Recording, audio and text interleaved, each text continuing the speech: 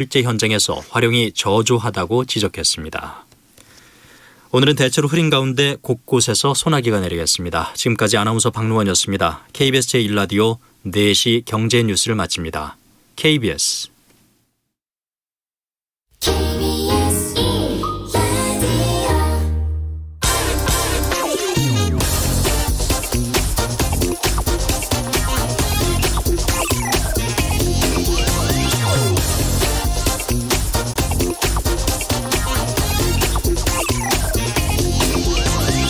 어제 가석방 결정이 난 이재용 부회장은 아직 2개의 재판이 더 남아 있습니다.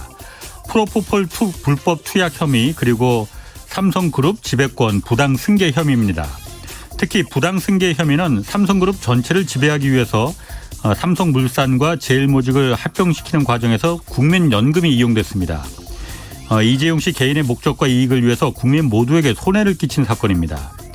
지난해 6월 검찰 수사심의위원회는 이 엄청난 사건에 대해서 기소는 물론 수사도 더 이상 하면 안 된다고까지 주장한 바 있습니다. 혹시나 어제 가석방 결정이 남아있는 이재용 씨 재판에 영향을 미쳐서는 안 됩니다. 돈이 원칙이 될 수는 없습니다. 재벌 총수 일가는 죄를 저질러도 그 지위만으로 면죄부를 받을 수 있다는 잘못된 시그널을 줄까 봐 우려스럽습니다. 기회는 평등하고 과정은 공정하고 결과는 정의롭게 만들겠다는 약속에 가슴이 설렌 적이 있습니다. 저는 그 약속을 아직 믿고 싶습니다.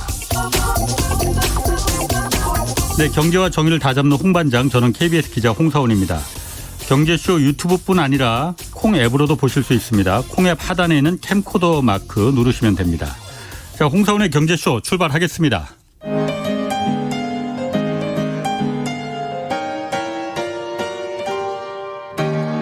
대한민국 최고의 경제 전문가와 함께합니다. 믿을 만한 정보만 쉽고 정확하게 전해드립니다. 홍사훈의 경제쇼. 네, 염블리의 영양만점 주식 분석 시간입니다. 염승환 이베스트 투자증권 이사 나오셨습니다. 안녕하세요. 네, 안녕하세요. 예. 오늘 주식과 관련해서 궁금한 게 있으신 분들 짧은 문자 50원, 긴 문자 100원이 드는 샵 9730으로 문자 보내주시기 바랍니다. 자, 오프닝에서도 이재용 부회장 가석방 결정 얘기했습니다. 여러 가지 생각이 아마 있을 것 같습니다. 일단 그 특혜 논란 속에서 이제 법무부가 가석방 결정한 이유가 좀 있죠. 그 정리 좀 간단하게 해 주시죠. 일단 이제 박범계 이제 법무부 장관이 이제 했던 얘기는 뭐냐면 이제 코로나19로 인해서 이제 너무 장기화되면서 경제 상황과 이제 글로벌 또 환경도 좀 경기가 워낙 좀 약간 불확실하다 보니까 그런 건 좀 고려해서 그런 차원에서 좀 이 가석방을 좀 결정했다라고 이렇게 좀 짧은 멘트로 좀 나와 있더라고요. 거기서 이제 얘기하는 거는 이건 저의 개인적인 생각인데 결국엔 좀 그 고용을 위해서 좀 투자를 하라는 그런 주문이 아닐까라는 좀 생각은 들더라고요. 이거 경제를 꺼냈다는 걸 딱 봤을 때는 그래서 그런 이유로 아마 좀 투자에 대한 좀 기대감 때문에라도 좀 일부 좀 가석방을 좀 결정한 게 아닌가 일단 이렇게 보여지고, 그리고 여론조사 이렇게 데이터 보니까 찬성 여론이 좀 높긴 높더라고요. 한 60% 정도는 됐던 것 같고, 그런 여론하고 이재용 부회장의 수용생활 태도 등을 좀 고려했다. 이런 식으로 이제 답변을 했던 것 같습니다. 그래서 이런 것도 좀 고려해서 좀 사실 좀 논란은 좀 있긴 있었죠. 이제 현기 60%밖에 안 됐는데 이게 좀 너무 빨리 하는 거 아니냐. 그런 기사들도 많이 나오더라고요. 근데 원래는 사실 80%였잖아요. 사실 4월에 그 법 기준이 바뀌었어요. 바뀌어버려가지고. 그래서 그게 이재용 부회장을 위한 그 기준 아니냐. 이런 얘기도 있었죠. 이런 얘기도 있었는데 어쨌든 이제 현기 60% 정도 복역하고 이제 특혜를 받았다는 그런 비판도 있긴 있었지만 어쨌든 이제 박범계 법무부 장관은 좀 일단 논리는 그런 것 같아요. 경제 상황이 좀 안 좋기 때문에 선제적인 좀 투자 주문을 하면서 좀 일단 가석방을 결정한 게 아닌가 그렇게 좀 증권가에서는 좀 보고 있는 것 같습니다. 그 투자를 하라 이런 기대감 있을 수 있습니다. 그런데 그러면 지금 어쨌든 삼성 입장에서는 대규모 투자도 투자지만은 미국에도 투자하고 지금 평택 공장에도 투자하고 그렇고 어떤 그 대규모 M&A 이런 것도 지금 기대를 하고 있잖아요. 그러면 이재용 부회장 같은 경우에 지금 그게 어쨌든 경영 행위인데 그거 지금 할 수 있다 없다 논란이 있잖아요. 그죠. 논란은 있습니다. 왜냐하면 지금 이제 사실 특별 사면이면 모든 게 다 해결이 되죠. 사실 이제 삼성그룹 입장에서는 그냥 마음껏 할 수가 있는 건데 가석방이기 때문에 일단 5년간 이게 법에 보니까 특정경제범죄 가중처벌법이 있어가지고 특가법. 예, 5년간은 취업 제한이 적용이 되기 때문에 그리고 지금 삼성 또 경영권 승계 의혹도 아직 재판 중이고 또 프로포폴 투약 혐의로 지금 기소가 돼 있잖아요. 그것도 이번 이제 19일부터 또 재판이 시작되는 것 같더라고요. 그래서 지금 보면 이제 어쨌든 이런 사건으로 매주 한 번씩은 지금 법원에 또 나가야 되니까 사실상 이제 정상적으로 경영 활동하기는 쉽지 않은 상황이고 근데 이제 이제 증권가에서 보기로는 그래도 옥중에 있는 것보다는 일단은 나왔기 때문에 의사결정에 직접 관여는 못하더라도 간접적으로라도 뭔가 영향을 좀 긍정적으로 줄 수 있지 않을까 이런 기대를 하는 것 같고 다만 이제 박범계 장관도 지금 아까도 뭐 뉴스 나왔지만 생각해본 바 없다고는 했지만 법무부 장관이 승인을 해주면 이제 복귀는 할 수도 있는 거거든요. 취업 제한 규칙 그거를 승인해주면 예외. 근데 그거를 모르겠어요. 이거는 뭐 제가 판단할 수 있는 문제는 전혀 아니기 때문에 근데 이제 법상으로는 가능은 또 한 얘기니까 그렇군요. 그런 부분도 좀 기대를 일부 하는 것 같고 그리고 이제 해외 출장도 사실 지금 못 가거든요. 그렇죠. 가석방 상태에서는 못 갈 수 없는데 그것도 역시 법무부 또 승인을 받으면 가능은 하다고 합니다. 아 그래요? 그러니까 모든 게 이제 법무부에서 사실 좀 약간 재량이 달려 있는 것 같아요. 그래서 어떻게 좀 시나리오가 펼쳐질지 모르겠지만 그래도 시장에서는 어쨌든 좀 빨리 나왔잖아요. 그래도 원래는 그 일정대로 하면 내년에 나와야 되는 건데 내년 7월이죠. 그러니까 올해 나온 걸로 봐서는 그래도 어느 정도 시간을 좀 단축을 했기 때문에 그래도 투자 관련한 경영 활동에 있어서 직접 참여를 못 하더라도 뭔가 좀 M&A라든가 또 아니면 미국의 투자, 국내 투자 얘기도 좀 있긴 있거든요. 이런 것들에 대해서 이재용 부회장이 좀 간접적으로라도 이렇게 관여를 해주면 좀 투자 시기가 좀 빨리 돌아가지 않을까 하는 그런 기대감들은 좀 있는 것 같아요. 그 이재용 부회장이 나오면서 저도 그래서 오늘 삼성전자 주가가 어떻게 될까 했거든요. 아니, 많이 떨어졌더라고요. 오늘 좀 별로 안 좋았습니다. 삼성만 떨어진 건 아니에요. 뭐 전반적으로 다 뭐 많이 코스피가 내려앉았는데 이게 그 이재용 부회장 삼성전자 일단 주가가 내려간 거는 이재용 부회장하고 관계가 있습니까 없습니까? 그러니까 일단은 만약에 이게 삼성전자 이재용 부회장 가석방 관련해서 미리 좀 올랐다면 영향을 받았다고 봐야 돼요. 왜냐하면 주가는 좀 미리 선반영하는 선반영. 그래서 약간 큰 영향을 줬다고는 저는 생각은 안 하지만 어쨌든 일부 영향을 준 거는 또 부인할 수 없을 것 같아요. 왜냐하면 기대감이 있었기 때문에. 왜냐하면 이제 그 SK 하이닉스가 좀 주가가 같은 반도체인데 좀 부진할 때 삼성이 이제 좀 견조했거든요. 그래서 그걸 보면은 일단 일부는 좀 반영된 게 아닌가. 근데 그게 오늘 재료가 노출이 되면서 일단 좀 빠졌던 것 같고 매물이 나왔던 것 같고 그리고 사실 오늘 좀 제가 봤을 때 빠졌던 거는 이재용 부회장 가석방 그거보다도 저는 일단 좀 두 가지 측면이 있는 거라고 보고 있는데 첫 번째가 일단 오늘 그러니까 어제 나왔던 대만에서 발표된 그 D램 반도체 가격이 발표가 되거든요. 그게 가격이 좀 많이 빠져버렸더라고요. D램 가격이 생각보다 좀 현물 가격이 좀 떨어지다 보니까 새벽에 끝난 미국의 마이크론 테크놀로지 주가가 2% 빠졌어요. 그 이유 때문에. 근데 오늘 아침에 역시 하이닉스가 바로 아침부터 좀 주가가 안 좋더라고요. 근데 사실 아침에 삼성이 이제 오르고 있었어요. 그 약간 이제 가석방 그것 때문에 좀 일부 오전에 반영이 됐는데 결국 오후 들어서는 이제 펀더멘털에 수렴을 해버리는 거죠. 그래서 같이 하이닉스처럼 일단 빠졌고 두 번째가 많은 분들이 아마 그건 느끼실 거예요. 뭔가 지금 기업들이 좀 주가가 이상하다. 그러니까 알게 모르게 뭔가 내가 가지고 있는 기업 특별히 악재는 없는 것 같은데 왜 이렇게 주가가 이렇게 뭔가 수급이 빠져나가는 것 같고 흔들릴까. 그게 왜 그러냐면은 카카오뱅크가 상장을 했잖아요. 근데 카카오뱅크가 상장하고 나서 이 거래 대금을 다 빨아들이고 있어요. 그러니까 개인 투자자분들이 사실 첫날은 안 샀는데 둘째 날 굉장히 공격적으로 샀거든요. 근데 둘째 날 주가 또 급등했잖아요. 근데 오늘도 많이 사셨더라고요. 그러니까 개인 투자분들이 다른 기업들을 좀 정리를 하면서 일단 카카오뱅크 쪽에 집중했고 오늘 또 크래프톤 상장했잖아요. 그렇죠. 그러니까 크래프톤도 오늘 개인 투자 굉장히 많이 산 걸로 지금 이 데이터가 나와 있는 걸 봤는데 이 두 개의 그 핵심 그 IPO 기업으로 개인들의 지금 수급이 지금 완전 몰려가고 있고 거기로 다 블랙홀처럼 빨려 들어갔구나. 그리고 사실 기관 투자자 입장에서 이렇게 큰 기업들이 들어오잖아요. 그러면은 펀드에 또 일정 부분 또 일부 담아야 되는 펀드들도 일부 있을 거예요.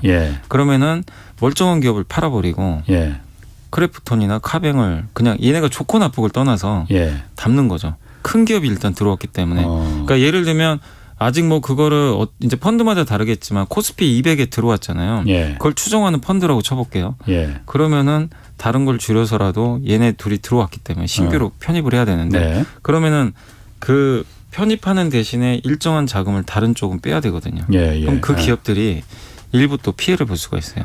그 다른 쪽 그 바스켓에 있는 바스켓에 그러니까 비중이 줄어드니까. 그래서 근데 이 기업들이 시총이 적으면은 상관이 없는데 엄청 그 크죠. 크래프톤도 20조가 넘고 예. 카카오뱅크는 30조가 넘잖아요. 예. 그러니까 그러다 보니까 이게 아무래도 시가총액 막 10등 언저리에 있는 기업하고 뭐 20등 있는 이런 기업들이 동시에 상장을 거의 한 효과가 있기 때문에 영향을 받을 수밖에 없고 또 거기다가 오늘 또 SK바이오사이언스가 주가가 폭등을 했더라고요. 백신 관련해서. 예. 몰리는 거죠, 이쪽으로. 그러니까 이 세 개 기업에 오늘 거래 대금이 무려 8조가 나왔거든요.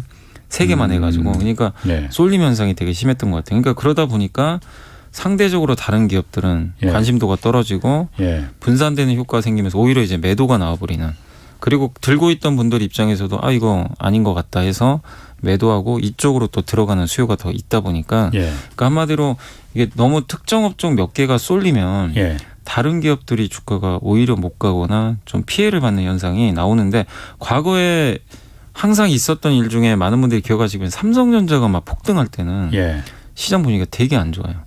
다른 기업들이 안 가요. 다 빨려 들어가니까. 네, 다 빨려 들어가요. 삼성전자. 예, 예. 네, 올해 1월에도 사실 그런 모습 좀 보였거든요. 예. 그러니까 약간 이제 그런 현상이 지금 지난주 금요일부터 이번 주 화요일까지 좀 이어지고 있는 게 아닌가. 이렇게 수급적으로도 좀 그런 모습들 때문에 주가가 좀 부진하지 않았나 이렇게 생각을 근데 하고 카카오뱅크는 오늘 좀 많이 내려가지 않았나요? 네, 내려갔지만 그래도 이제 그래도 이쪽으로 다 워낙 좀 개인 수급들이 많이 들어오더라고요. 그럼 앞으로 이제 그 큰 그 기업 공개 상장할 기업들이 또 있잖아요. 네, 앞으로도 몇 개 그럼 있죠. 그런 기업들이 상장할 때 기존에 다른 주식에 투자했던 투자자들은 이번 경험을 좀 이렇게 좀 볼 필요도 있겠네요. 그러면은. 아니 근데 그게 그러니까 이게 그런 걸 분명히 전 반복된다고는 생각해요. 예. 당연히. 예. 근데 내가 가지고 있는 기업 중에 어떤 기업은 그런 영향 안 받는 기업도 있어요. 왜냐하면 어떤 호재가 나오거나 예. 오늘 그 SK바이오사이언스는 뭐 대통령의 또 주문도 있었잖아요. 예. 백신 관련해서 예.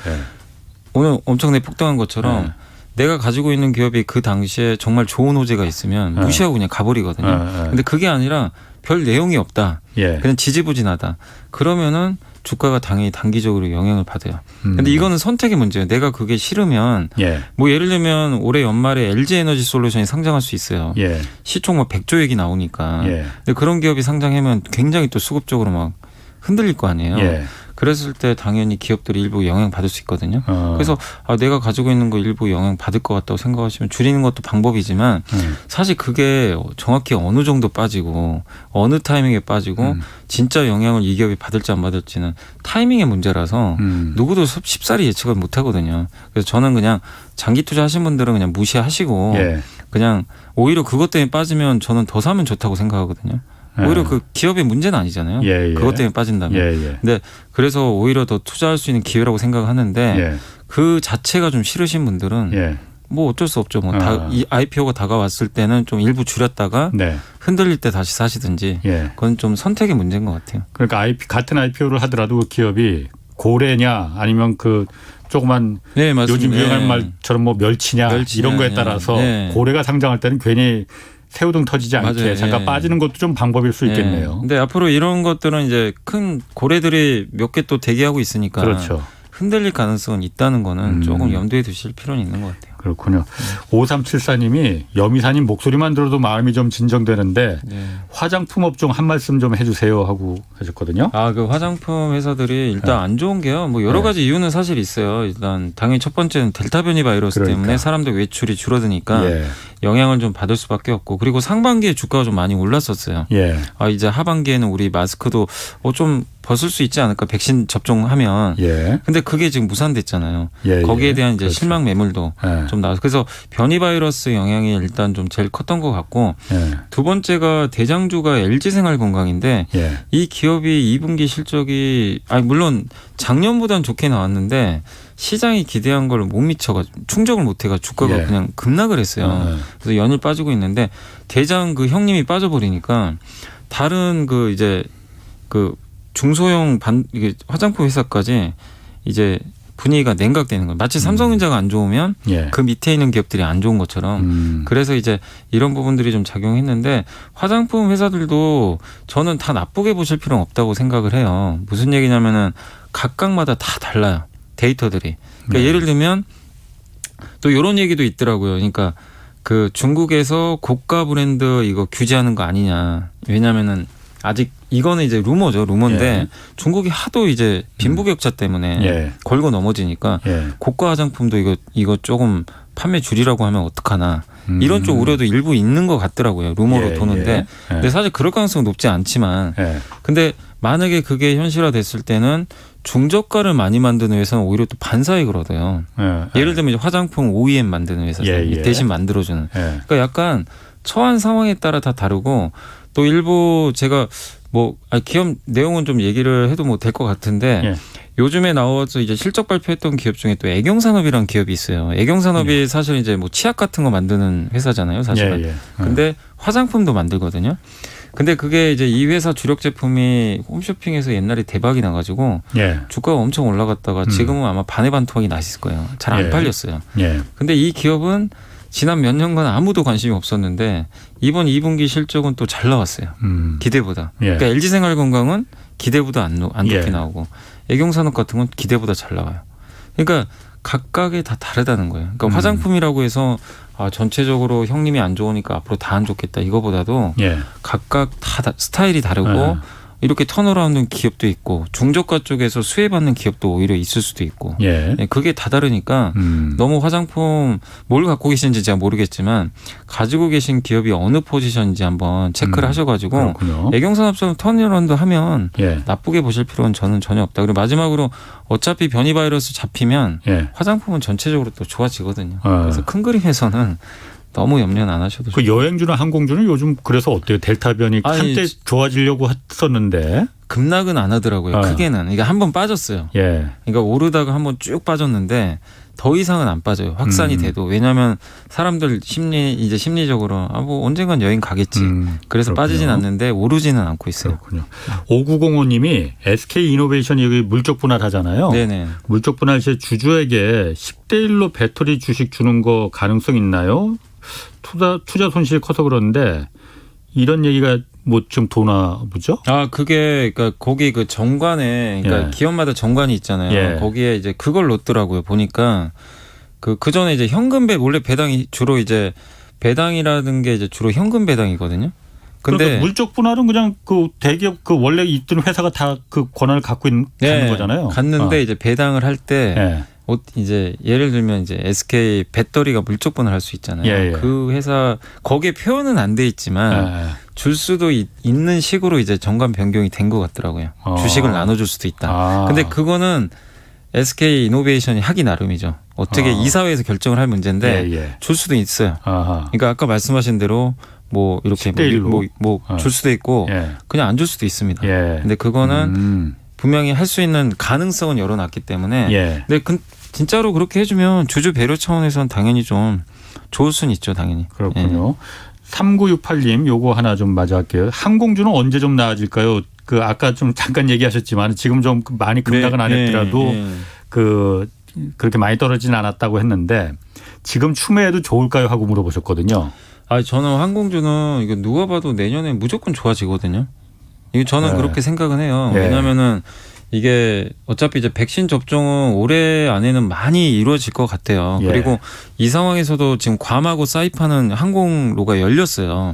열렸고 선진국도 이미 어느 정도 락다운 안 하고 그래서 이제 다 대비를 하고 있고 백신 접종 효과도 2번 맞으면 어느 정도 효과가 있다라고 하니까 분명히 올해보다는 내년에 좋아진 거는 확실합니다. 그리고 내후년은 더 좋아지겠죠, 사실은. 그러니까 그걸 보시고 투자하신 건 좋은데 다만 문제가 하나 있어요. 대한항공은 이미 자본 확축을 끝냈고 화물로 돈을 많이 벌었어요. 흑자예요. 그렇다고 그러더라고요. 근데 나머지 회사들은 화물이 별로 없어요. 여객으로만 하잖아요. 그리고 거기다가 지금요. 국내선 여객 이것도 줄었어요. 거리 두기가 강화되니까. 그러니까 원래 보복 소비 때문에 국내 여행은 많이 갔잖아요. 이것마저도 다운됐어요. 지금 데이터를 확인해 보니까. 그러면은 저가 항공사의 보릿고개는 생각보다 더 길어져요. 저가항공사는. 예. 그렇기 때문에 저는 대형항공사 위주로만 일단 지금 한다면 투자하는 게 맞고 예. 저가항공사는 올해 말 정도 되면 많은 업체들이 이제 유상증자 이런 게 다 끝날 거예요. 예. 지금 유상증자 해야 되는 기업들도 있어요. 예. 왜냐 안 하면은 자본 잠식으로 잘못하면 또 관리 종목 될 수도 있거든요. 예. 예. 안 좋은 이제 재무 상황이 지금 이어지고 있기 때문에 왜냐하면 비행기는 그 고정비가 계속 들어가잖아요. 그렇죠. 그 리스료도 내야 되고. 예. 예. 근데 사람 안 태웠다고 돈 안 내는 건 아니니까. 예. 그래서 저가 항공주에 대한 투자는 아직은 저는 좀 조심해야 된다. 그런데 일단 대한항공은 저는 괜찮게 보고 있습니다. 그 내일 그 삼성전자가 그 신형 스마트폰 그 폴더블 폰으로만 2종류 출시하죠? 예, 폴더블 폰 2개 나옵니다. 그 폴더블 폰 지금 샤오미한테 그러니까 그 판매량을 내줬다고 그러더라고요. 1위자리를. 네, 그러니까 원래 이번 그 전체 2분기만 해서는 삼성이 이겼어요. 그러니까 예. 전체로 봤을 때는 4, 5, 6은 예. 합치면 삼성이 한 2%인가 3% 차이로 일단 그러니까 전 세계 판매량. 네, 전 세계 판매량 이겼는데 예. 6월은 역전당했다 그러더라고요. 6월 한 달만 봤을 때는 예. 오히려 이제 샤오미가 역전을 해가지고 삼성전자를 이제 앞섰는데 이게 좀 뼈아픈 게 물론 삼성의 반도체 공급 이슈도 있었겠지만 화웨이가 지금 이제 지우개처럼 지워져 버렸잖아요. 그렇죠. 전 세계에서 예. 못 만들잖아요. 예. 스마트폰을. 그래서 기대했던 게 야 이거 화웨이가 사실 유럽에서 좀 강하거든요. 예. 이거를 삼성이 유럽에서 빈자리를 메꿔서 더 올라갈 줄 알았는데 그게 아니라 샤오미가 치고 돌아버린 거죠. 중국에서는 화웨이의 빈자리를 애플이 채워버리고 그러니까 삼성이 빈자리를 채웠어야 되는데 예. 이게 좀 안 돼 버린 거예요. 왜 못 들어갔을까요? 그러니까 뭐 그거는 여러 가지 뭐 이유가 있을 수도 있는데 뭔가 좀 이런 것 같아요. 지금 사실 우리나라에서 그렇지만 약간 그런 인식이 있더라고요. 이게 진짜인지 모르겠는데 젊은 그러니까 밀레니얼 세대분들 뭐 MZ 세대 20, 30대 분들은 삼성전자 걸 잘 안 산대요. 그러니까 애플 거 써야 뭔가 좀 있어 보여. 뭔가 플렉스해 보이고 그건 맞습니다. 브랜드 이미지가 그런가 봐요. 예. 근데 왠지 나이 들어 보이고 갤럭시 쓰면. 근데 그게 전 세계에서 그런지 모르겠는데 예. 약간 그리고 고가폰에서 지금 삼성이 밀려요. 갤럭시 S21이 애플 아이폰보다 밀리는 것은 분명한 사실이고 근데 중저가 폰에서는 삼성이 물론 세계 1등이었지만 중저가 폰은 많이 팔아도 이익률이 늘질 않잖아요. 그렇죠. 그러니까 이 프리미엄 스마트폰을 잘 팔아야 되는데 애플한테 어쨌든 일단 밀리니까 이거는 좀 브랜드 이미지인 것 같아요. 제가 봤을 때는. 그러니까 이걸 개선하기 위해서 이번에 폴더블 폰도 내놓고 폴더블 폰은 비싸거든요. 190만 원이 넘으니까 이게 많이 팔리면 이익률이 올라가니까 삼성 입장에서 좋아요. 그래서 지난 10년 동안 갤럭시 노트도 지금 이제 포기해버렸잖아요. 이번에. 노트가 안 나와요. 그래서 노트 좋아하시는 분들 되게 서운해하시던데. 노트나 폴더블 폰이나 뭐 크기가 비슷비슷하니까 그런 거 아니겠어요? 근데 이제 그래도 폴더블 폰은 이제 접었다 하니까 훨씬 커질 수가 있는데 삼성은 승부수를 던진 것 같아요. 폴더블 쪽으로. 왜냐하면 노트도 베스트셀러 모델이잖아요. 잘 팔리니까. 근데 이걸 아예 올해는 안 내놓고 폴더블 2개로 승부를 보는데 이게 성공하느냐 마느냐에 이제 달려 있는데 그래서 가격도 낮췄고 기능도 강화하고 기능들도 되게 많은 게 이 스마트폰에 보면 삼성폰 보면 이렇게 거의 화면이 꽉 차 있는데 위에 유일하게 구멍 하나 있잖아요. 카메라 구멍. 이번에는 없어요. 이번에 없는 모델로 나온대요. 그럼 구멍을 없애버렸어요. 셀카 찍는 그 카메라 그럼 없는 거예요, 그러면? 아니, 그러니까 카메라가 이 디스플레이 안에 들어가 있어요. 구멍이 안 보여요. 안 보이게? 그러니까 디스플레이 지금 보면 여기 보이잖아요, 구멍이. 이 구멍이 안 보이게 밑으로 들어가 있대요. 그러니까 그 기술을 개발한 그걸 UDC란 기술이라고 하더라고요. 그게 큰 기술이려나? 그게 되게 어렵나 봐요. 그래요? 옛날에 제가 알기로는 그 중국의 ZTE라는 스마트폰 제조사가 하나 있어요. 옛날에 있었어요. 그 회사가 이거 하려다가 망신만 당했잖아요. 이거 구현했는데 잘 안 돼가지고 그랬다고 하는데 삼성이 아마 이제 뭐 어떻게 보면 이번에 제대로 만들겠죠. 삼성이니까. 그래서 좀 그런 신기술도 들어가 있는데 중요한 거는 얼마나 팔리느냐가 좀 관건이 아닌가. 그러니까 지금 시장에서 기대하는 건 한 600만 대 정도 판매 기대하는데 작년에 나왔던 거는 채 300만 대가 못 팔렸거든요. 그렇군요. 그래서 잘 팔릴지 한번 봐야 되겠습니다. 지금 그 짱도윤님이 유튜브로다 실시간 문자번호 뭐냐고 물어보셨는데 짧은 문자 50원, 긴 문자는 100원 듭니다. 샵 9730입니다. 8711님이 이거 좀 물어보셨거든요. 이거 저도 좀 궁금합니다. 그 이사님, 그 매출액과 영업이익과 주가 그리고 시총의 연관관계를 좀 모르겠거든요. 이거 좀 설명 좀 부탁드린다고 했거든요. 매출액과 영업이익과 주가 그리고 시총 예. 어떤 연관관계가 있느냐. 너무 길게 말고 간략하게. 그러니까 이것만 아시면 돼요. P 곱하기 Q 마이너스 C예요. 그러니까 뭐냐면 이거 어려운 게 아니고 어려운데. 매출액은 뭐냐면 그러니까 우리가 물건을 만약에 제가 치킨을 하나 판다고 칠게요. 10,000원짜리면 그게 단가잖아요. 그게 P예요. 프라이스. 네네. 단가고 제가 한 개 팔았어요. Q. 이게 퀀턴티라고 이제 물량. P 곱하면 P 곱하기 Q 하면 매출액 나올 거예요. 그러네. 그죠? 뭐 100개 팔았으면 만에다가 100개 곱하면 되고. 그래서 그게 매출액이고. 그럼 당연히 매출액이 올라가려면 가격을 올리든가 많이 팔면 돼요. 뭐 박리담회를 해도 상관없고. 그리고 그러면 이제 이익을 내야 되는데 이익은 뭐냐면 아까 마이너스 C라 그랬죠. C가 코스트예요. 비용. 그래서 그거를 하면 영업이익이 나오는 거예요. 그래서 P 곱하기 Q 마이너스 C. 요 공식은 알아두시면 좋고. 그래서 되게 단순하잖아요. 그래서 C라는 건 뭐 많잖아요. 인건비도 있고 뭐 마케팅비 여러 가지 비용들이 있는데 이거 줄이면 당연히 좋은 거죠. 아니면 매출을 확 이렇게 해주고. 보통 비용은 고정되니까. 그래서 P 곱하기 Q 마이너스 C 이게 어쨌든 잘 발현이 돼가지고 뭐 예를 들면 실적이 좋아졌다. 영업이익이 늘어났다. 그러면 당연히 주가는 올라가겠죠. 이익이 올라가니까. 주가는 이익의 함수니까.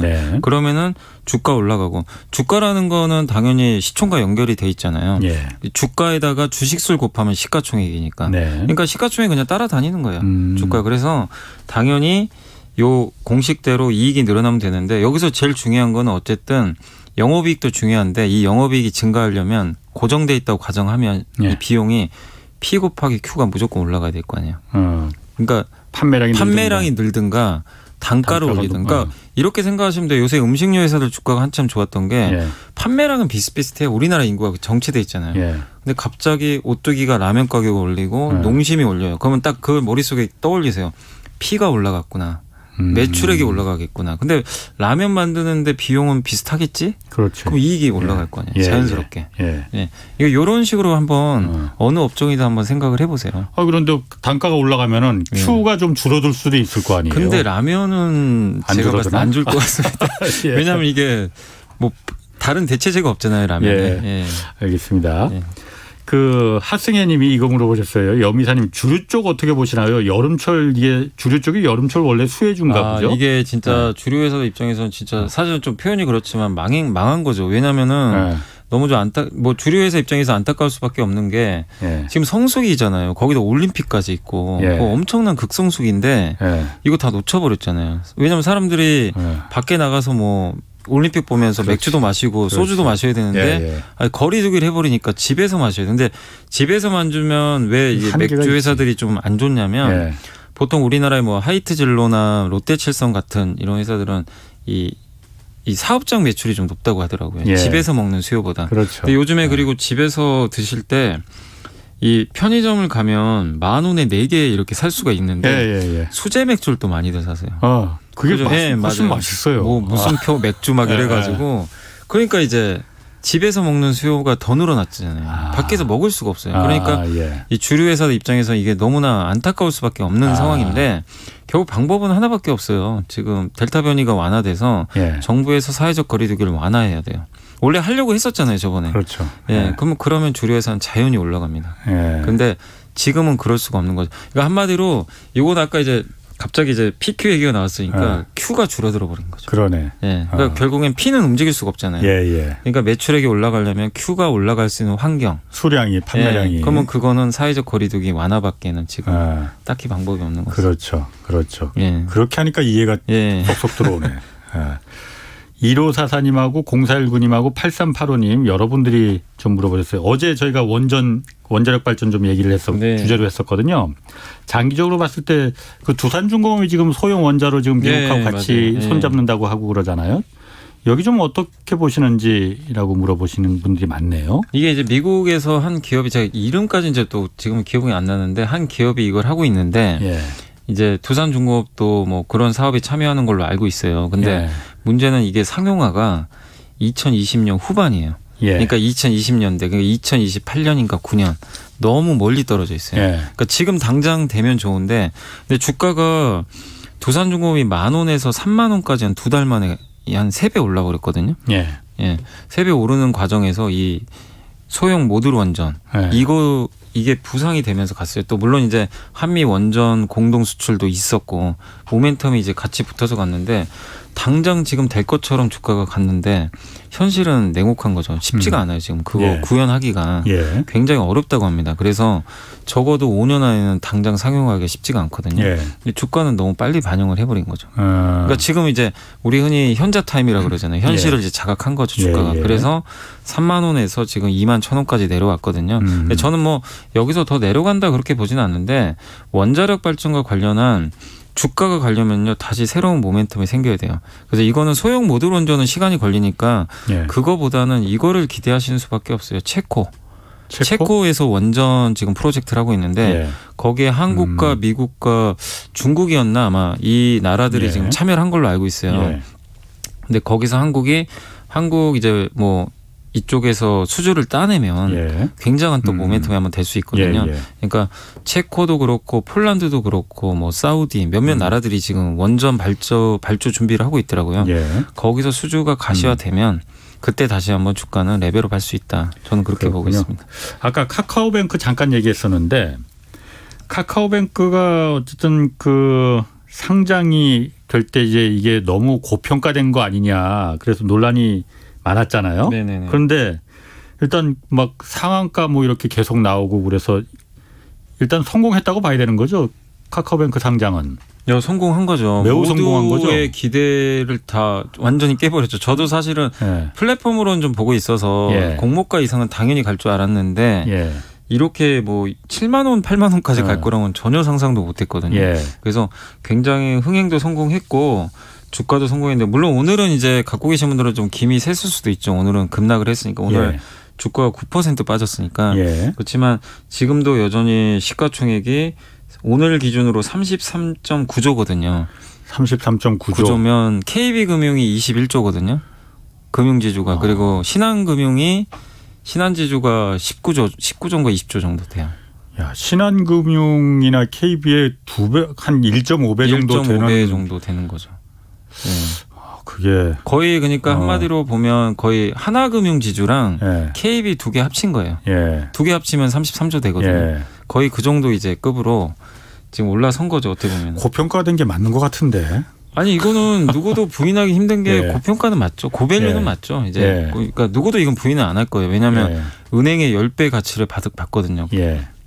이 지표상으로 보면. 근데 이제 이렇게 높은 평가를 받는 건 은행을 뛰어넘는 뭐가 있기 때문에. 그리고 플랫폼이라는 플랫폼이고 때문에. 저번에도 한번 말씀드린 대로 빅데이터를 갖고 있잖아요. 다른 은행이 갖고 있지 않은 그런 빅데이터도 좀 갖고 있고. 근데 이제 일각에서는 그래도 카카오뱅크 은행 아니냐 이렇게 보시는 분들도 계시더라고요. 왜냐하면은 이제 카카오뱅크가 사실 플랫폼으로 좀 버는 돈은 얼마 안 되거든요. 대부분은 그 이자 수익 있잖아요. 그걸로 대부분 그러니까 은행 본업에서 버는 돈 있죠. 이걸로 대부분 이익을 내요. 아직까지는. 카카오뱅크도 그러니까 다른 우리은행, 신한은행이랑 똑같이 비슷하게 은행 이익이 비즈니스 모델이 그거라 이거죠. 거의 대부분이고 그럼 여기서 뭐 엔트그룹이나 이런 것처럼 확장이 되려면 결제 서비스라든가 아니면 증권, 보험 이런 걸 다 결합을 해야 되는데 그러려면 카카오페이랑 또 합병을 해야 되거든요. 근데 카카오페이랑 합병하기가 쉽지가 않죠. 은행이 갑자기 결제회사랑 합병한다? 그것도 모르겠어요. 뭐 정부에서 허가를 내줄지도 솔직히 모르겠고. 은행에 대해서는 규제가 우리나라 굉장히 심해요. 그리고 만약에 그렇게 합병이 안 된다면 방법은 지주회사로 갈 수밖에 없어요. 지금 한국금융 그 KB금융도 지주회사잖아요. 밑에 다 증권도 갖고 있고. 뭐 우리 신한 다 지주죠. 그렇게 되면 이제 똑같은 지주회사가 또 돼버리는 거예요. 그러니까 이게 좀 플랫폼의 등에 올라탄 건 맞는데 앞으로의 과제는 카카오가 지금 이렇게 주가가 올라온 상태에서는 투자자들한테 확신을 계속 심어주는 수밖에 없어요. 우리는 플랫폼이다. 그런 플랫폼으로 벌 수 있는 그 이익들 있잖아요. 이런 것들을 계속 보여줘야 될 것 같아요. 근데 이 수준이 유지되면 이거는 어쨌든 은행의 이익이 압도적으로 아직도 너무 많거든요. 기존 은행의 이익이 너무 많기 때문에 계속 고평가 논란에 쌓일 수밖에 없거든요. 그래서 이거는 카카오뱅크 좀 스스로가 좀 어떻게 보면 역량을 더 발휘해서 이런 논란을 해소할 수밖에 없는데 근데 지금 당장은 뭐 방법이 없거든요. 카카오뱅크가 뭔가를 지금 우리는 이렇게 할 거다. 기존 은행과 우리는 다르다. 이걸 뭐 발표하거나 이런 건 없는 거죠? 그러니까 예전에 이제 했던 거는 이제 빅데이터 기반으로 해가지고 데이터가 너무 많잖아요. 그러니까 우리 매일 쓰니까 그래서 이제 대출 상품이라든가 기존에 이제 은행들이 안 하는 뭐 좀 기발한 뭐 대출 상품 같은 거를 뭐 설계를 하겠다. 왜냐하면 데이터가 워낙 많기 때문에 그런 거를 뭐 한다라는 좀 얘기가 있긴 있는데 아직까지는 뭐 거기에 대해서는 뭐 뚜렷하게 나온 건 없는 것 같고 그다음에 주택담보대출 상품 아직 없거든요. 근데 이제 요거는 나올 거예요. 조만간 나올 것 같고 그리고 아직은 좀 단점 중에 하나가 기업 대출을 아직 못 해요. 그럼 그게 지금 안 하는 겁니까 못 하는 겁니까? 아직은 아마 제가 알기로는 허가를 좀 받아야 되지 않나 싶긴 한데 그러니까 지금 시중은행만 지금 가능하잖아요. 그래서 인터넷 은행 같은 경우는 아마 허가를 받아야 될 것 같긴 한데 그래서 기업 대출이 막혀 있는 것도 아직은 좀 리스크 요인 중에 좀 하나가 아닌가 좀 보고 있는데 그리고 또 토스뱅크도 지금 오늘 보니까 토스뱅크는 또 금리를 굉장히 좀 낮은 수준으로 신용대출 금리를 또 이렇게 얘기를 한 것 같아요. 아까 기사 보니까 대출 금리를 좀 공격적으로 잡은 것 같더라고요. 기존 은행보다 좀 낮게.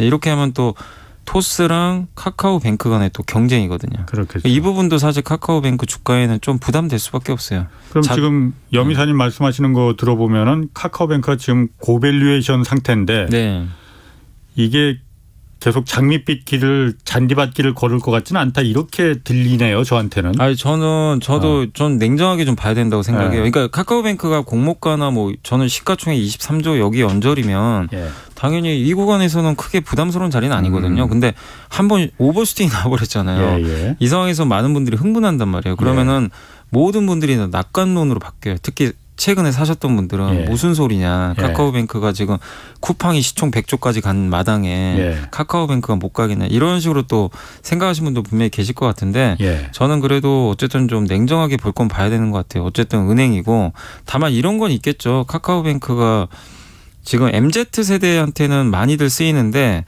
이 분들이 앞으로 뭐 국민은행 안 쓰고 신한은행 안 쓰고 나는 그냥 카카오뱅크만 쓰겠다. 이러면 판도가 완전 바뀔 수도 있어요. 근데 그게 아니라 지금도 그냥 그대로 유지가 된다면은 다른 플랫폼 쪽에서 보여줘야 되거든요.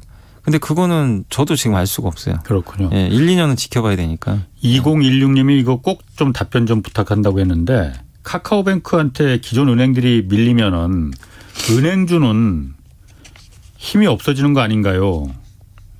은행주는 어떻게 될 거냐? 물론 뭐 그럴 수 있죠. 왜냐하면 은행도 지금 사실은 점유율 싸움이잖아요. 어떻게 보면 대출도 해야 되고 그 파이는 정해져 있는데 그 안에서 점유율 근데 고착화돼 있죠. 왜냐하면은 그 기존에 자기 거래은행 쓰시는 분들은 웬만하면 잘 안 바꿉니다. 그렇죠. 쉽게 못 바꿔요. 저도 그렇고 저도 거의 지금 귀찮아서 일단은 안 바꾸지. 저도 이제 최근에 카카오뱅크를 쓰곤 있어요. 일부 자금을 쓰곤 있는데 기존에 거래은행 저도 한 20년 썼거든요. 못 바꾸겠더라고요. 쉽게는 아직은. 근데 이제 이거죠. 그러니까 지금 당장 그건 걱정할 문제는 아닌데 나중에 이거는 한 5년 10년은 지나봐야 돼요. 지금 아까 말씀드린 20, 30대 분들은 카카오뱅크부터 시작한 분들이 많을 거란 말이에요. 이분들은 만약에 계속 이런 분들이 그냥 카뱅만 써버린다. 아니 토스뱅크만 써버린다. 그러면은 그때는 진짜 위협이 될 수도 있어요. 근데 저는 이 말씀 드리고 싶어요. 은행주를 장기 투자할 대상은 저는 아니라고 보거든요. 은행주는 성장 산업은 아니에요. 그렇죠. 기존의 은행주. 그래서 배당 받고 이런 건 좋은데 적어도 4, 5년 정도 너무 염려하실 필요는 없어요. 근데 5년 후에 점유율을 한번 그때는 좀 체크를 해봐야 되겠죠. 그때 가서는 좀 위기가 나올 수 있지만 적어도 2, 3년 정도는 뭐 여기서 카뱅이 잘한다고 해서 기존 은행들이 뭐 점유율을 다 뺏어가고 그런 구도가 당장 나올 그림은 아니거든요. 그렇기 때문에 지금 보유하신 분들이 너무 막 은행주들 걱정하실 필요 없고 오히려 역으로 카뱅이 지금 너무 올라갔잖아요. 저는 상대적으로 은행주가 싸 보여요. 지금 어떻게 보면. 상대적으로 너무 그러면 이게 못 받는 거거든요. 대접을. 그렇기 때문에 오히려 은행주에 대해서 지금은 또 긍정적으로 저는 볼 수 있다라고 생각합니다. 그렇군요. 지금 그 카카오뱅크 상장했고 이제 카카오페이 상장 앞두고 있고 또 카카오 모빌리티도 지금 상장 계획 있는 거잖아요. 올해는 아닌 것 같지만. 올해는 아닌 걸로 알고 있습니다. 카카오 모빌리티라는 게 요즘 말 많습니다. 특히 오늘 기사가 많이 나오더라고요. 택시 카카오티 그리고 또 카카오 전기 자전거 그 공유 자전거. 근데 요금 이게 독점이 되다 보니까는 요금 올리기 시작하네. 욕 많이 먹더라고요. 이거 그 어떻게 되는 겁니까? 그러면은 이게 예. 사실 이제 독점이 이제 방법이 없어요. 그러니까 택시 타시는 분은 그냥 자기가 알아서 불러서 기다려 예. 타시든가 예. 아니면 가장 편한 건 이제 호출하면 되는데 예. 그게 이제 호출할 때 지금 이제 1,000원 정도 내는 걸로 알고 있거든요. 정액제. 그렇죠. 그래서 예. 최소 이제 1,000원 정도 이제 야간에는 2,000원으로 돼 있는데 기존에 예. 이거를 이제 최소 0원 안 낼 수도 있대요. 예. 상황에 따라서 안 낼 수도 있지만 최대 예. 5,000원까지. 그러니까 예를 들면은 주변에 그러니까 택시를 타고 싶은데 이 주변에서 나만 타요. 그러면 예. 안 내도 되죠. 예. 예. 나는 그냥 이런 수수료 안 내고 타면 되는데 문제는 옛날에 뭐 지금도 그런지 모르겠는데 강남역에 가면 옛날에 그렇지. 택시 잡느라고 난리가 났었잖아요. 예. 그런 경우에는 예. 이제 5,000원을 예. 부여를 하겠다는 거죠. 그러니까 혼잡도에 따라서 차등제로 해가지고 그게 지금 카카오티에서 지금 나온 요금 인상 아닌 것 같아요. 근데 여기에 대해서 그거는 그러니까 그 기사가 무는 게 아니고 승객이 내는 거죠? 승객이죠, 승객. 그럼 그 불만 예. 많을 것 같은데. 예. 그래서 이거를 만약에 이제 정산을 하게 되면 카카오 모빌리티가 40%를 그러니까 예를 들면 5,000원이면 예. 이 중에 2,000원은 카카오 모빌리티가 가져가고 나머지 3,000원은 택시 기사분이 가져가는 거예요. 아, 5,000원을 예를 들어서 그 아까 말한 네. 강남역에서 택시가 안 잡힐 때 네. 5,000원을 주고 내가 카카오 택시를 불렀다 하면 네. 5,000원 중에서 2,000원만 카카오가 갖고 가고 3,000원은 기사가 갖고 기사분이 가는 거예요? 갖는. 예. 아. 이렇게 지금 기사에는 그렇게 적혀 있더라고요. 아, 그래요? 예. 그럼- 그런 구조로 돼 있어요. 그럼 뭐 아주 그 카카오가 아주 욕먹을 만한 짓을 한 것 같지는 않는데요. 근데 이제 그렇게 소비자 보면은? 입장에서는 뭐 이렇게 5,000원까지 지금 올라가니까 예. 이거 뭐 좀 여유 있는 분들이야 상관없겠지만 예. 일반적으로 사실 5,000원 그 택시비가 사실은 기본 요금이 3,800원인데 예. 5,000원 수수료 내고 타기가 쉽진 않거든요. 오히려 택시 짧은 거리 갈 때는 그 부르는 호수비가 더 비쌀 텐데. 그러니까 그럴 수도 있기 때문에 예. 여기에 대해서는 좀 논란이 많은 것 같아요. 근데 이제 예. 문제는 이게 카카오는 독점 플랫폼이라서 예. 올려도요. 딱히 이거를 뭐 어떻게 할 방법은 없는 것 같아요. 이게 뭐 사실 뭐 이거 법적으로 뭐 규제할 수 있는 수단이 있는 것도 아니고 지금 당장은. 그렇죠. 그리고 예. 이게 제가 아까 기사를 한번 찾아보니까 예. 그 한겨레에서 한 분이 이제 기사를 쓰셨더라고요. 이게 예. 아마존이 예. 이런 거를 한대요. 그러니까 뭐냐면은 초기에는 적자를 감수하면서 저렴한 가격. 아마존이 그랬잖아요. 초기에 적자 감수하면서 빠른 배송. 예. 그다음에 아주 싼 물건들은 미국에 그냥 온라인에다 올려놓고 예. 그러다가 이제 사람들이 모이니까 예. 아마존 프라임 서비스라고 예. 유료 결제 예. 회원을 예. 받아가지고 지금 하고 있는데 약간 이제 이런 게 그런 비슷한 경우라고 하더라고요. 그러니까 카카오 티도 지금 사실 독점인데 그동안 거의 무료였잖아요. 예. 예. 근데 사람이 많이 쓰면서 이제 요금을 이제 인상을 해가지고 수익화하겠다는 것 같아요. 그러니까 이런 것들이 아마존에도 있는데 이거를 만약에 법적으로 이거를 하려면은 이 약탈적 가격 책정이라는 거를 좀 입증을 해야 된다고 합니다. 이게 기업이 예. 진짜로 큰 피해, 뭐 소비자한테 큰 피해를 줬는지, 예. 뭐 아니면은 다른 경쟁자한테 큰 피해를 줬는지 이런 것들을 입증을 해야 된다고 하는데 이게 입증하기가 좀 쉽지는 않나 봐요. 그래서 아마존도 지금 그대로 하고 예. 있거든요. 예. 사실은 독점인데도. 그래서 이거는 나중에 좀 논란이 될 수도 있지만 이걸 카카오가 한다고 해서 당장은 딱히 뭐 방법은 없는 것 같아요. 지금 여기 댓글 올라온 거 보니까 아까 그 5,000원 받으면 3대 2로 이렇게 나누는 것도 네. 카카오 그 택시 기사님들이 네네. 매월 98,000원씩 일종의 회비 같은 걸 내야 된다. 회비를 내야 되는 거예요. 예. 그러니까 기사님들도 그거 안 내면은 예를 들어서 그런 불이익을 좀 받을 테고 호출 네, 서비스도 네. 좀 잘 안 해주고 그럴 네, 테니까 맞습니다. 네. 이게 플랫폼 기업이라는 게 어쨌든 독점을 목적으로 하는 거잖아요. 그건 그렇죠. 예. 내가 아니면은 안 돼. 그러니까 어차피 내가 하라는 대로 그 기업이 하라는 대로 다 따라와 줘야 돼. 소비자들은. 이게 맞는 건지 사실 좀 앞으로 점점 이런 플랫폼 기업들로 다 바꿔 가질 텐데 산업 구조가. 그러니까 이게 참 좀 어려운 게요. 그러니까 카카오 말고 지금 선택지가 없어요, 사실은. 예. 방법이 없어요. 그렇다고 이제 경쟁사를 그러면은 진입을 시킬 거냐. 예. 이게 경쟁사 진입시킨다고 해서 과연 이게 그러니까 예전에 기억하시면 지금 이제 돌아가신 박원순 시장님이 예. 예전에 한번 기억하실 거예요.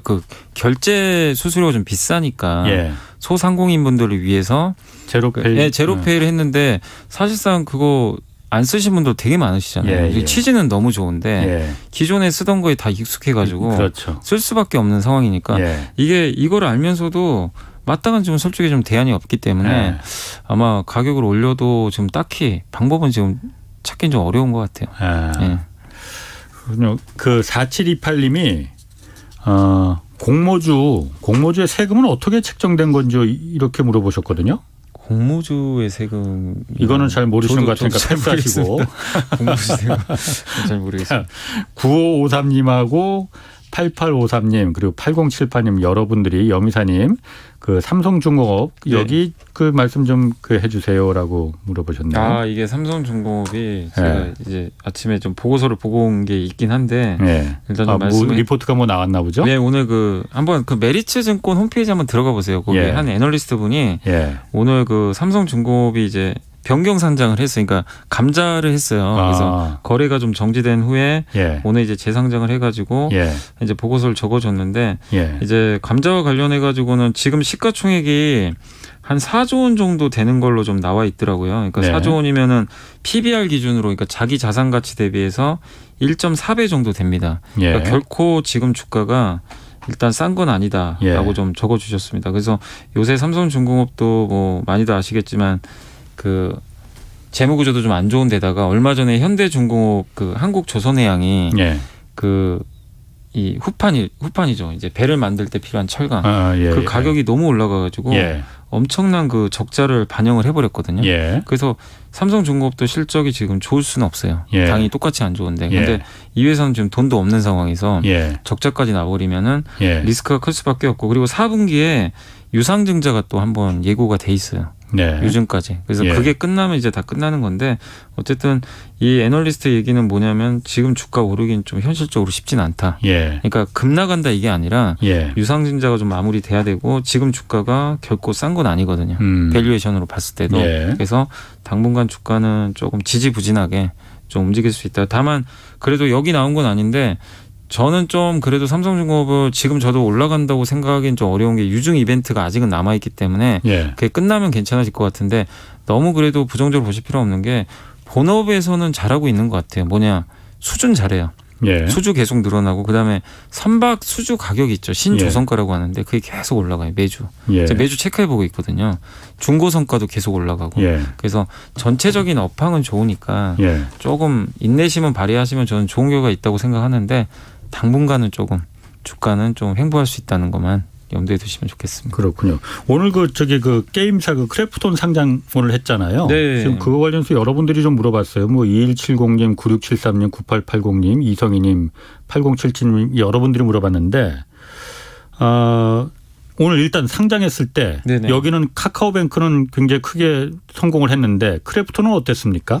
크래프톤이 이게 지금 오늘 상장하고 시초가가 지금 오늘 이제 사실은 좀 그 공모가가 48만 9천 원 정도로 알고 있는데 시초가가 44만 8,500원에 시작을 했어요. 그러니까 10% 하락 출발한 거죠. 그러니까 뭐냐면 처음 상장할 때는 예를 들면 10,000원짜리 회사가 상장을 딱 하잖아요. 공모가가. 그럼 최대 2만 원에서 시작할 수도 있고요. 최대치가 빠지면 9,000원까지 10% 하락하면서 그러니까 10% 밑으로는 하락을 못 해요.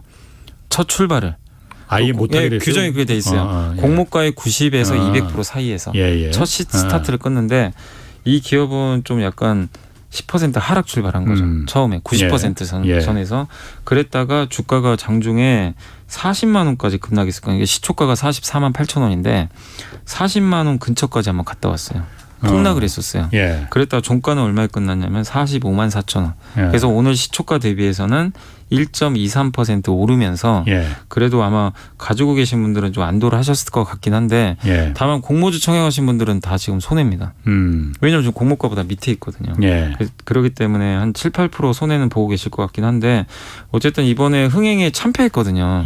그 청약 경쟁률도 7대1밖에 안 되고 증거금도 몇 조 안 됐잖아요. 이번에. 그래서 지금 기관들도 참여도 되게 저조했고 그래서 이거는 예고된 사실은 좀 약간 하락이었던 것 같아요. 제가 봤을 때는. 크래프톤이 공모가 너무 높다고 금감원에서 그러니까 그 내리라고 조정도 받고 그랬던 거잖아요. 네, 맞아요. 그런 논란이 영향을 미친 건가 그러면요? 근데 그것도 좀 일부 있었겠죠. 처음에는 이거보다 더 높은 밴드를 제시했는데 그래서 낮춰서 했는데도 시장에 어필이 제대로 안 됐던 것 같아요. 너무 비싼 거 아니냐. 공모가 24조면 여기서 만약에 우리 흔히 말하는 따상 가면 시총이 50조 넘어가 버리거든요. 그러면 뭐 시가총액 5등 안에 들어가 버리니까 너무 비싸다라는 좀 논란이 있고 기관이나 개인 입장에서도 공모가가 싸야 뭔가 메리트가 있잖아요. 사가지고 그렇지. 수익이 나는데 예. 공모가 자체가 좀 이 정도면 이거는 적정 주가 아니냐. 근데 적정 주가라는 여기서 더 올라가기 힘들다는 얘기거든요.